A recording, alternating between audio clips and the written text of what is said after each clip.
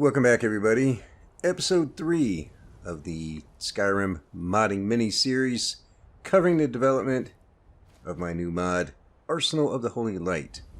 We've got a lot of new stuff to look at today, so let's get into it right off the bat. First up, we have our conjuration spells, or expert level conjuration spells. And the first one we're going to get a look at is the Sun Priestess.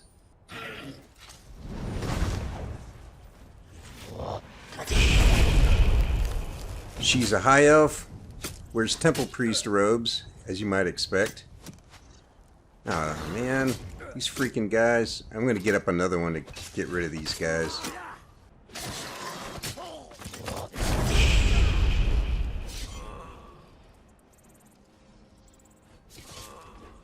Uh-oh. Alright. Now let's watch her work here. She does a pretty good job with these things. I don't know what happened with the last one. You're not helping me hiding out down there.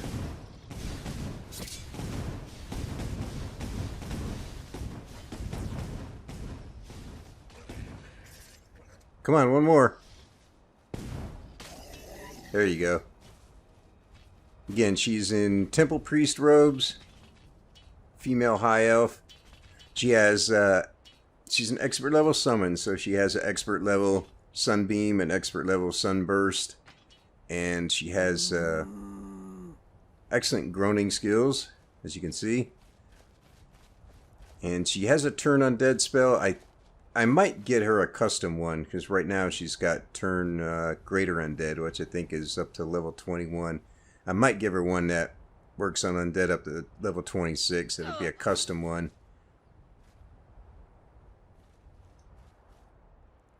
Next one will be our expert level battle mage, the Holy Crusader.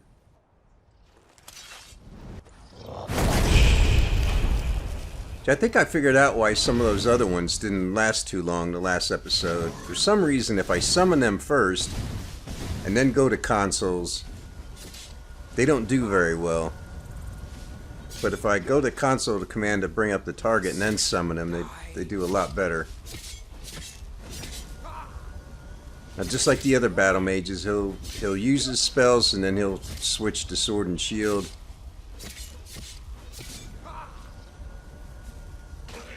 There we go. You can stop now, man. You got him. You look like you're ready to fight something. You want? I'll get you something else, man. You want to fight something else? I never said they were bright, just efficient at what they did. Now, I'm sure you're all probably wondering, what about a sun rune? You haven't included a sun rune yet. How can you not have a sun rune in a mod filled with all kinds of unique sun spells? Here's the problem with runes. Runes are designed in such a way that they're gonna explode. They're going to get triggered by whatever steps on it. There's no way to tell a rune to only explode if the undead steps on it. What I can do is set it up so only the undead take damage, but the problem there is, let's say you're in a den of vampires. You want to get the vampire, you drop a rune on the ground, you back off, maybe you're still undetected, and then the vampire's thrall walks over and steps on it. The rune explodes, and it's just like when you snipe them with an arrow from a distance. They come running over to right where you are, even if you're undetected. They kind of do the same thing with runes. So now you've aggroed a living target who's coming after you and probably alerted others. You've lost your rune, so now you got to place another one. On top of all that, the target took no damage. So there's no advantage to making a rune that only damages undead. You might as well just use a fire rune. However, there is a possibility of, well, let's just say about a year ago when I made a silver weapons mod, I got thinking about Dawnbreaker. How does Dawnbreaker work? Because it says there it does X amount of fire damage, and undead take triple damage. And I thought, what's triple damage? How are they doing that? So I took a look at that, and essentially what it means is that, let's say, of course the value is going to change depending on what level you are when you get Dawnbreaker, but let's say it's doing 10 points of damage, right? So 10 points of fire damage to anything, undead are going to take 30 points of damage. Well, if you go in there and dissect that and see how it works, it's basically there's an additional 20 points of damage done by this weapon, but that additional damage only affects undead. So it's going to work on everything, it's just way more efficient with the undead.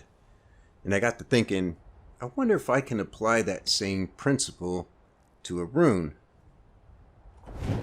Well, let's find out. Let's get up Bandito. What was that? See, you know, he took damage. We are routed. Fall back. Not quite enough. Left him with a sliver of health. So 3 and change for that. Wow, I gotta... Okay, I still gotta do a little work on the lighting. Although I have a different E and B now. I wonder if that's having some effect on it. That's odd. I didn't notice that before, but I just changed E and B, so... Alright, well, let's try this against a low-level Draugr. He immediately took quite a bit of damage. Come on, man, come get you some. And he's done. 2 hits. Easy. So this rune is set up... Wow, that lighting nonsense is... I wonder if that's because of the binary.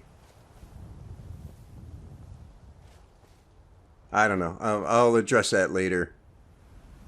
I think there's some issues with the... I don't know if it's the new ENBs, the latest version, or the new binaries, but there's something weird going on there. But, yeah, I'll look at that later. It's not the spell. So the way I have this one set up, it's doing 20 points of fire damage, and the undead take an additional 40 points. So undead are going to take triple damage. So 20 points of fire damage to whatever living steps on it, 60 points of damage to undead. And I set up this way because in the game, the fire rune is 50 points. It's an apprentice level spell, which seems pretty overpowered for an apprentice level. But that's what it has it in the kit.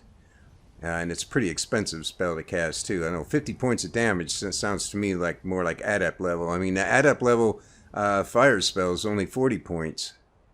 So, anyway.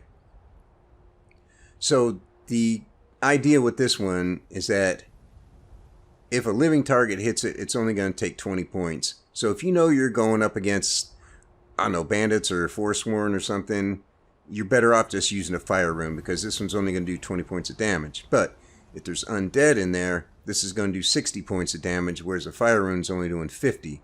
So this one's a lot more efficient to use when there's undead around. But if you know me, you know I couldn't stop there. Oh no. We have a little something extra here.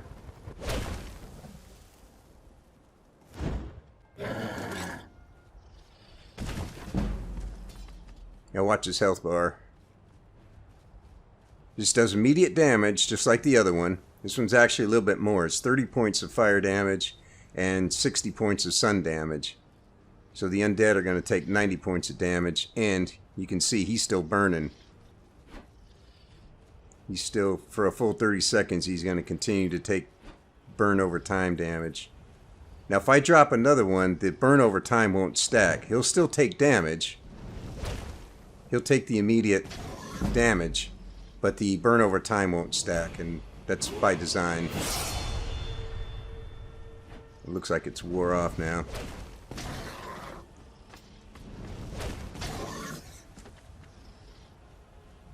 What's wrong, man? There we go.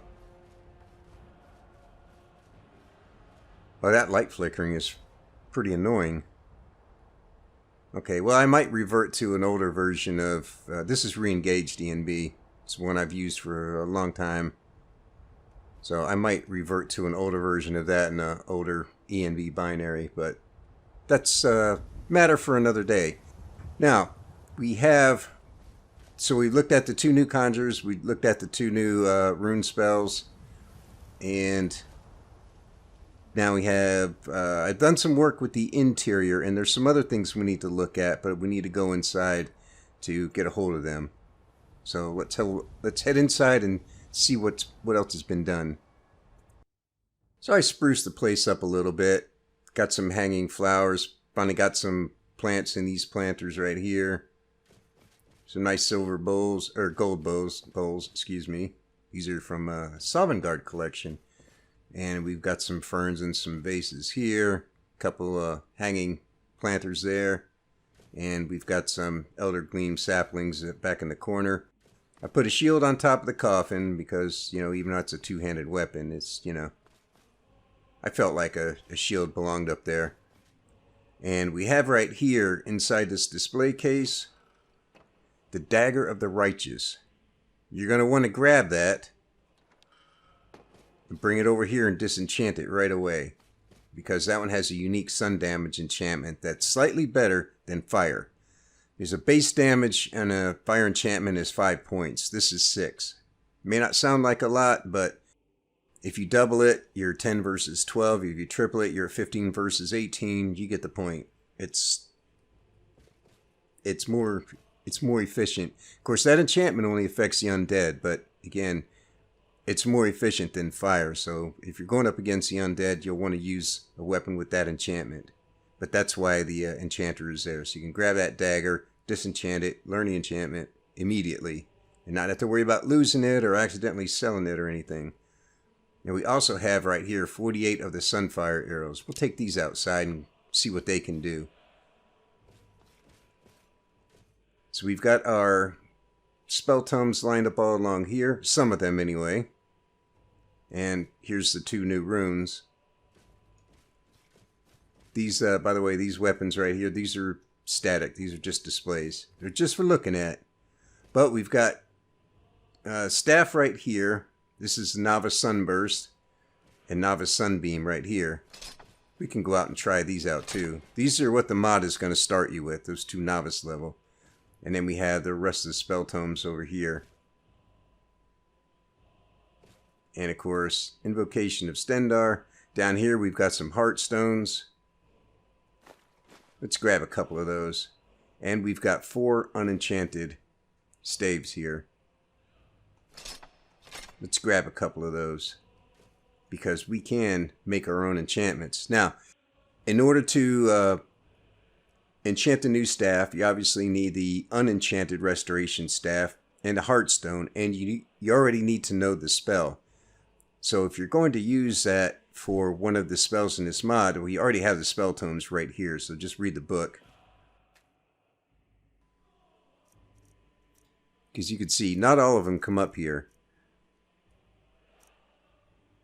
But we do know Apprentice Sunbeam, Apprentice Sunburst. It doesn't look like you can do this with a rune. Oh, well, that's disappointing. I wonder why we can't put the rune on here. Oh, well, let's try... let's put one with Aura of Divinity. That's a fun one. And then... let's try... yeah, we'll try Sunburst. Look at that. Enchanting's already 100. Oh, now you know how to get your skill up there. Something else I need to look at.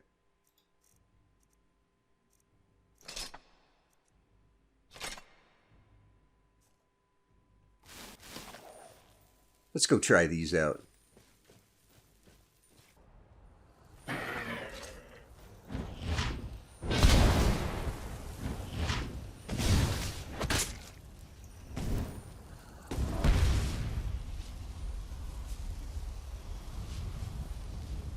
Alright, there we go. He's cloaked in a painful holy aura. That's no fun when you're undead, is it? My aim is terrible with the staff in third person. But he's going to continue to take damage here, so...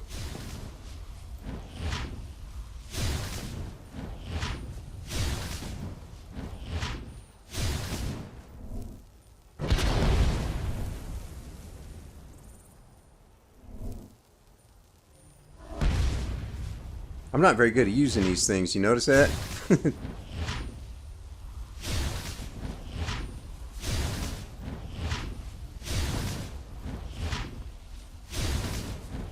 Anyway, you get the idea. The staffs work. And you can make just about every spell that's in the mod you can put on a staff. Now things like the Holy Aura, the cloak that you put on yourself, you can't use that one. Alright, he's done. You can't use that one, you can't put that on a staff, I guess because that's a cast on self. And apparently you can't do the rune either. I'm not really sure why, but that might be because the rune is on location. The location being wherever you're pointing on the ground. That might be why you can't do that one. It might only be like aimed spells. Anyhow, let's take a look at the Sunfire arrows.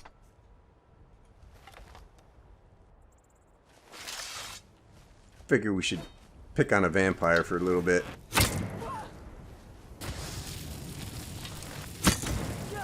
Now you can see this has a similar sunburst effect that you get from sun-hallowed elven arrows.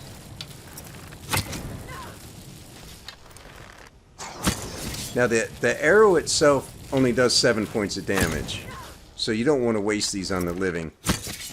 But the sun damage effect does 20 points of damage to the undead.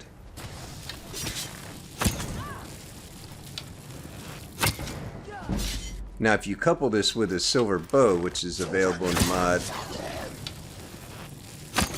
then you're starting to stack some real damage. I'll kill you where you stand. I don't think so.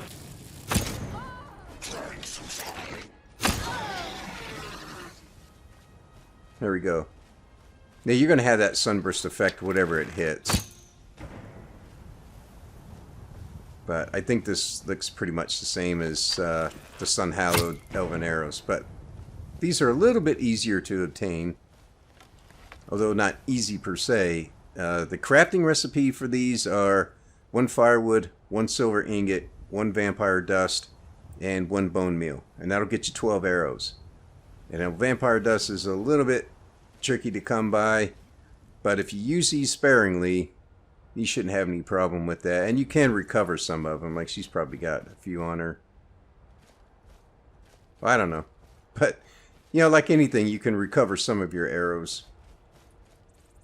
The best way, if you're having trouble finding vampire dust from, you know, vampires, the best thing to do is when you're in town, stop in the alchemist, every one, because they'll often have one. So get a hold of those, stock up on some arrows, and you know, just use them when you really need to. So if you figure the bow, I think the base damage on the silver bow, the one I'm making, is I think it's around 12. I can't remember now exactly, but if you figure the base damage of the bow, the base damage of the arrow, you're going to be somewhere around 18 or 20 points. You're going to do an extra 20 because of the silver sword script that's on the bow. So now you're at about 40 points of damage. The Sunfire damage on the arrows, there's another 40 points. So you're looking at doing 60 points of damage as soon as you get a hold of the silver bow. I don't think I'm going to put one in the game, but you'll have the crafting recipes as soon as you install the mods. You'll be able to make one as soon as you have the ingredients. I am going to put a steel smithing perk on it though, because there's no silver smithing perk, and it should have some kind of a perk with it, but I'm going to probably bump up the damage a little bit to make up for that. So anyhow, that's about it for right now. I do have one other thing that I'm still working on. I put it on hold for a little bit though, because I wanted to get out, make sure this rune is working, and also I wanted to finish up doing work on the interior and get all the staff enchantments and crafting recipes for the staves. That that took a little while because there's a lot of spells and just about every one of them can be applied. Alright, so I think that's about it. Next, I have a few crafting recipes to make. I've got one other little magic effect thing I'm working on. I'm not sure that's actually going to work, but I'm still trying with that. And I have to build the exterior, obviously, and then nav mesh the interior and exterior, and I think that's about it. So it's coming along well. Won't be too much longer now. This thing will be done. I have to do a lot of testing. That's going to take a while. I have to make sure that every spell is set up exactly right. The damage is appropriate. The magic it costs is appropriate. The same with all the staves. I keep wanting to say staffs. Staves just seems wrong. Anyway, there's a lot of that I have to go over. That's going to take some time to make sure that everything is just right, and do some, obviously come in game and do some testing. So, but that'll do it for now. Thanks for watching. Take it easy, and I'll see you next episode.